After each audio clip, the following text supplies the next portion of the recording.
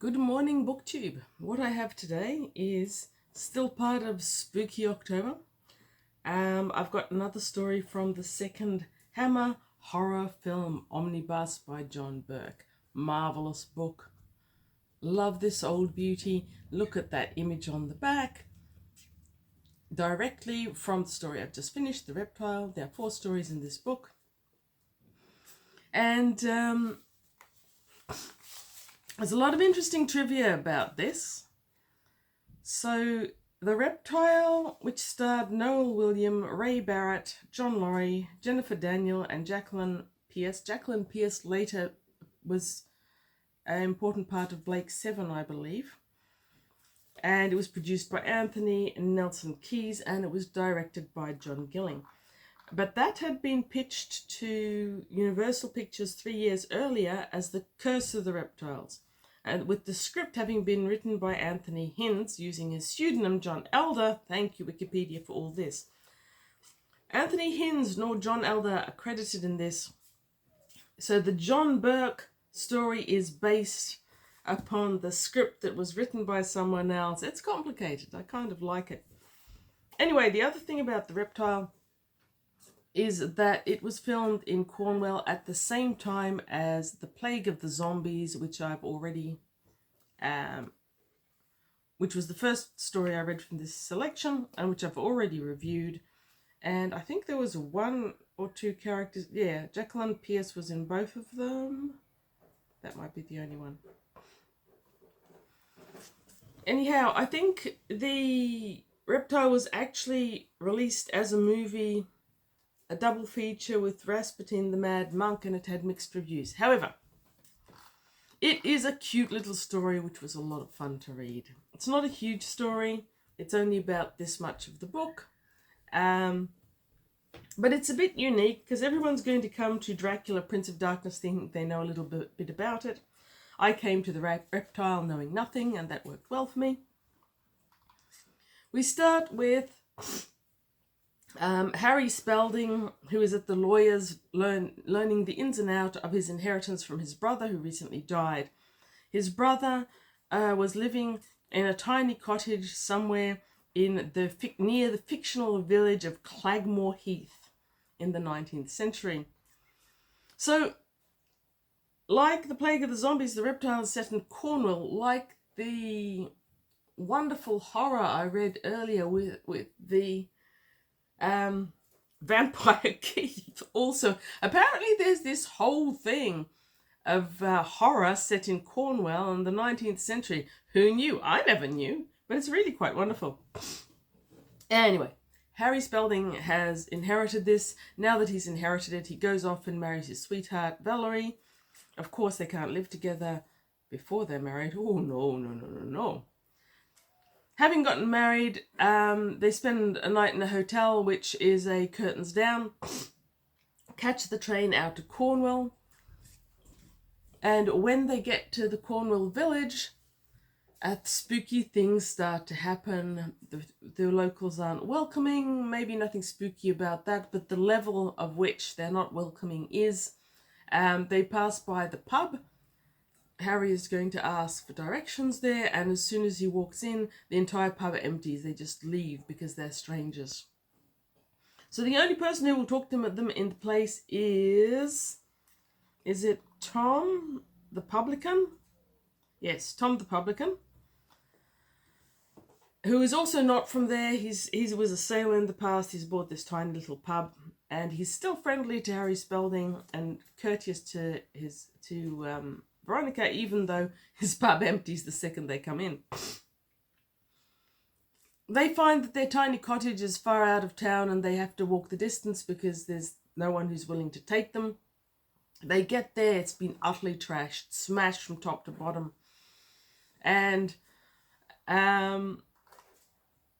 Valerie sets about setting it to rights. It's a tiny cottage. It sounds like 1 room down, 1 room up. I don't know.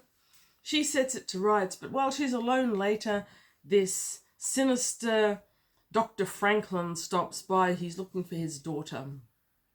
And that's creepy. Everything is creepy. And all in good ways. It's well written. It's fun creep. Harry learns from Tom that the reason they're all so unwelcoming is there's this disease that's been killing heaps of the inhabitants. The locals call it the Black Death. No one asks about the plague, which would be my first question. But later on, they befriend Mad Peter. He comes to dinner, and when he leaves, he later stumbles back to their place, having been afflicted with the Black Death. He's foaming at the mouth. His face has actually gone black. And Dr. Franklin, when he's brought, says that Peter was subject to fits, and it was obviously just a fit that killed him. Though, first telling them that he's not actually a medical doctor. So Valerie and Harry go to the funeral of Mad Peter. The only other person there is Tom.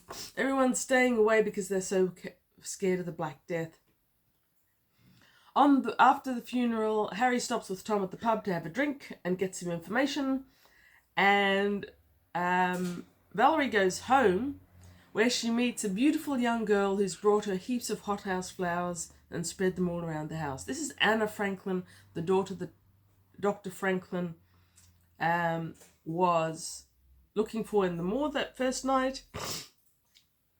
And Anna is outgoing, cheerful, young and innocent by all appearances, and desperately wants to be friends with Valerie, and invites Valerie and Harry to dinner that night at the manse, as it were.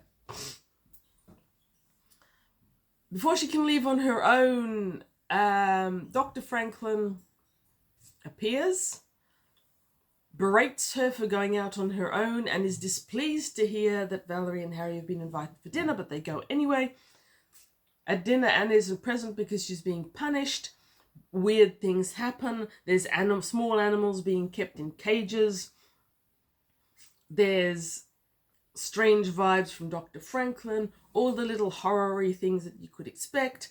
Anna appears later, dressed in a sari, and plays a sitar for them, and this haunting, strange music is the same music that Harry has heard on the moors just before weird stuff went down. So we're moving well towards the climax, being the fact that it isn't that big a story.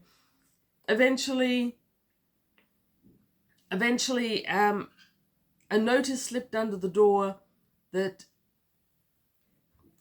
Anna needs help.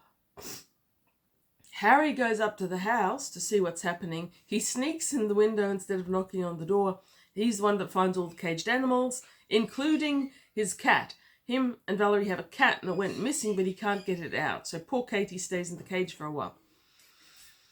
He keeps looking around, and he eventually sneaks upstairs and finds Anna's room, where she turns into a snake monster and tries to bite him. But because he stumbles, instead of getting his neck, like she's got the neck of all the other victims, she gets his collar, and only a little bit of venom gets into him. He stumbles back home, where he's incoherent, but just coherent enough to get Valerie to cut it open and release the venom.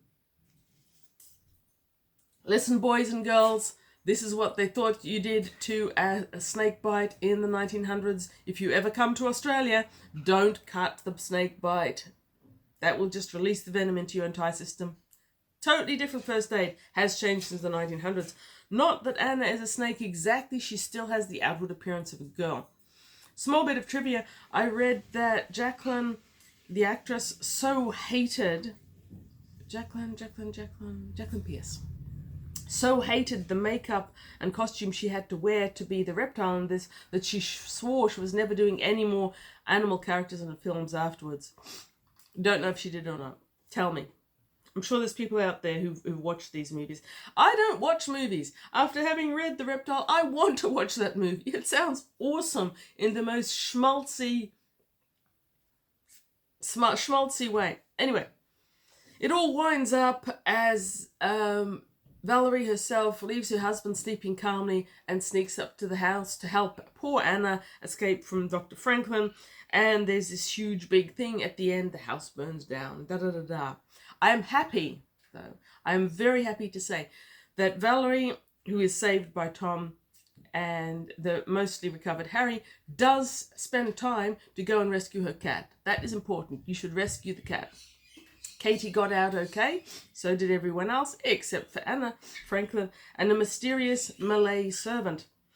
For the modern person reading or watching this, they may take issue with the description of the Malay servant. First of all, it was played by someone who wasn't Malaysian. Second of all, Malay wasn't a word that was used in the same context in the 60s as it is today. So if anyone reads this or watches this and gets upset about the Malay reference,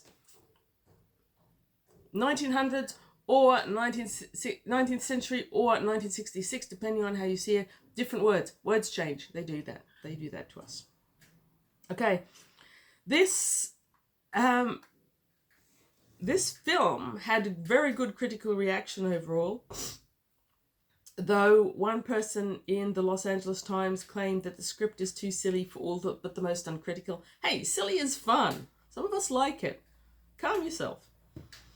But most of the others said that despite inconsistencies in the Hinds script, the film is handsomely mounted, delivers its share of horror, slower and moodier than its companion piece, Plague of the Zombies, it said, but strikingly Conan Doyle-ish in its stately costume horrors. I wouldn't argue with that. There's an element of stateliness, of nice writing, and though it's short and less complex and less literary than Conan Doyle as I understand it, it's still a very fun little story. Anyway, that's enough for me for a short story. That's 2 out of 4 stories from the second Hammer horror film Omnibus that have been read this spooky October. I might try for another one, but we are late enough in October that I feel that it's time for me to move onward to my most beloved, A Night in the Lonesome October, which I plan to review on the 30th or maybe the 31st of October. I'm not sure. Thank you for watching. Read good books, read good stories. If you find the Hammer horror film omnibuses, I thoroughly recommend them for a whole heap of reasons, and not only for horror readers. Have a great day. Read good books.